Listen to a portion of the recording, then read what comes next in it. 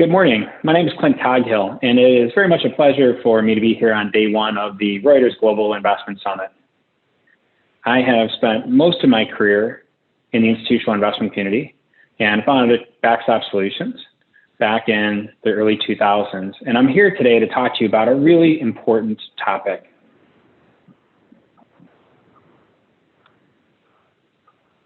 It is the single most important investment that you can make. It'll have the highest ROI in 2021 over any other investment that you can make.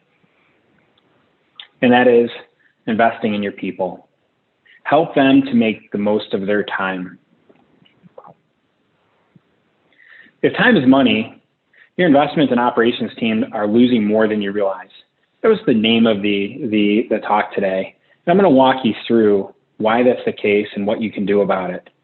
How you may be able to talk to your boards about the importance of and making sure that you and your team are harnessing your intelligence and creativity to their fullest. Quite often, people are asked, what is your most valuable asset? As CEOs, chief investment officers, a lot of times they'll say, well, it's the pool of capital. Sometimes it's tens of billions, sometimes it's hundreds of billions of dollars. Quite often, they'll also say it's our reputation. Our reputation is our most important asset. It provides us with access to deals and opportunities that's unlike anything else that's out there. But most often, people will say it's our people. It's our team. That is our most important asset. How much time are people spending on recruiting, hiring, retaining, developing people? It's considerable.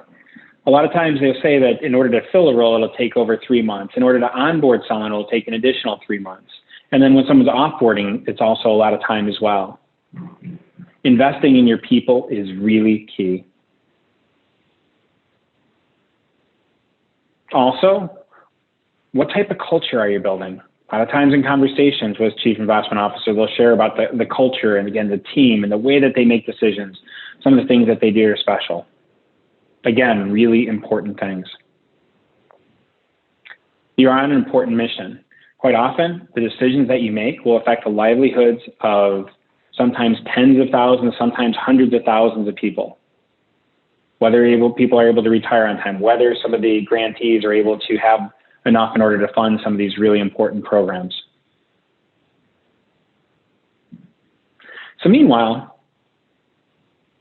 data has been a really hot topic, and it'll continue to be a hot topic. The amount of data continues to grow. The frequency of data being shared continues to grow with the increased demands for transparency. And that is going to continue. Importantly, portfolios are also becoming a lot more complex today. Gone are the days of the 60% equity, 40% fixed income portfolios. Today, portfolios are a lot more complex. There's many more different private asset classes, private credit, private equity, private real assets, natural resources, just to name a few, hedge funds. All these require a different process. You don't look at a hedge fund the same way you look at a private equity fund. You don't look at a private equity fund the same way you look at a real estate investment. You don't look at a real estate fund the same way you look at a global equity fund. They all require different sets of information, and all of that information can be coming from different sources.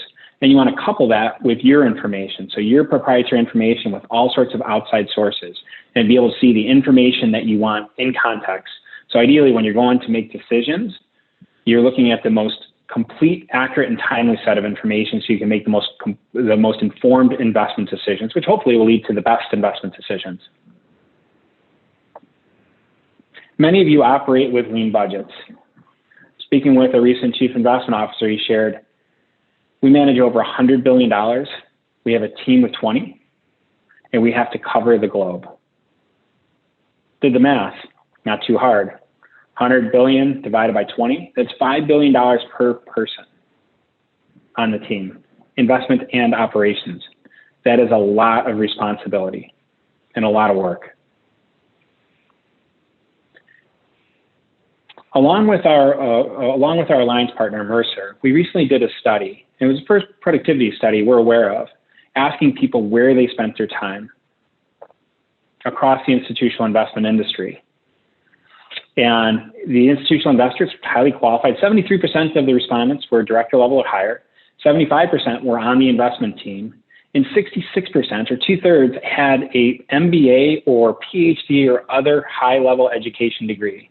This is across hundreds of respondents. How do they spend their time? So we asked different questions, and there were a bunch of different categories. I won't read through them all, but like managing liquidity requirements, searching for documents on shared drives, creating fund tear sheets, auditing document record completeness, taking notes, typing up handwritten notes for meetings, communicating with managers, preparing reports for stakeholders, downloading fund documents and uploading them into your internal system, just to name some. And then we had a little slider where they could pick and choose how much time they spent on a weekly basis.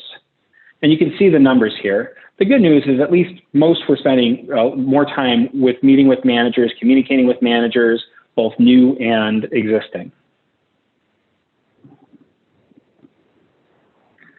And we look at those tasks as principally core tasks. Anything that had to do with the managers, communicating, diligencing, meeting with the new and again, the existing. But then we also had some value-added non-core tasks, performing manual performance computations, managing liquidity requirements, preparing reports for stakeholders. And then there were a bunch of non-core tasks, which we'll spend more time getting into, such as downloading fund documents and uploading them into your internal system, auditing document record completion, as just a couple examples. 50% of the time was spent on core tasks. 30% though was on non-value-added core tasks, and 20% were value-added non-core tasks. So close to 1/3 of people's time is spent on non-value-added, non-core tasks. Again, these are senior, highly educated, highly professional, and generally probably pretty well compensated people. And time is being wasted across every kind of organization, seniority level, and investment team model.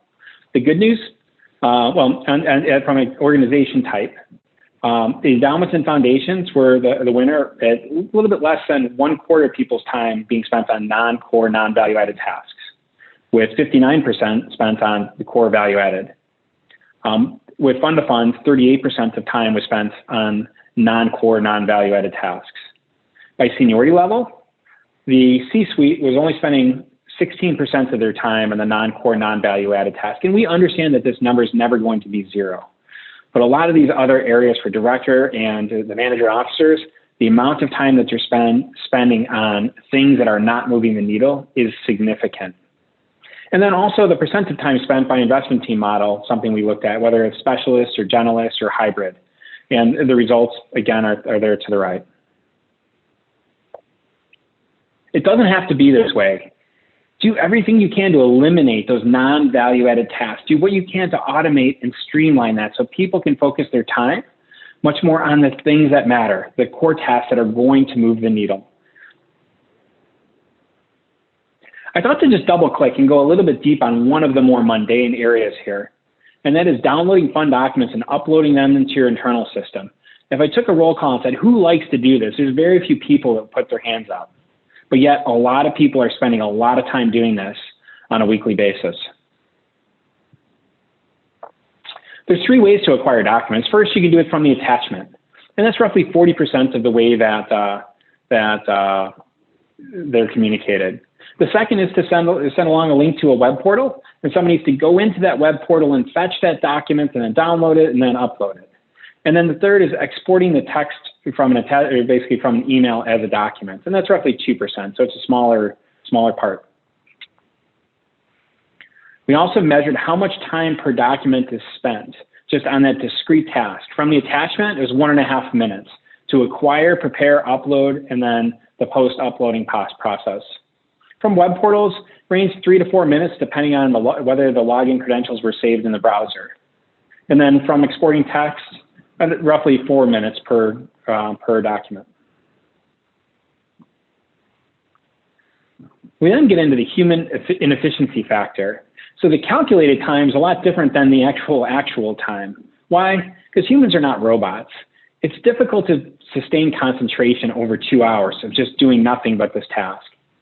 People take mental breaks, they take bio breaks, vacation times, internal meetings, spending time at the water cooler. Although in a COVID environment today, it's a lot harder to do. but all these contribute to human inefficiency. I also implore you to not just take your documents and dump them into an online dumping ground for people then to search and fetch. We did another study, 30% of people's time was spent searching for, retrieving, and moving information and data around. Again, not optimal. Finally, if you're going to ask for the information, then you've got to do something with it. You, in essence, have a fiduciary responsibility if you're asking for this information and collecting it to make sure that you're using it in the right way, in the best way possible.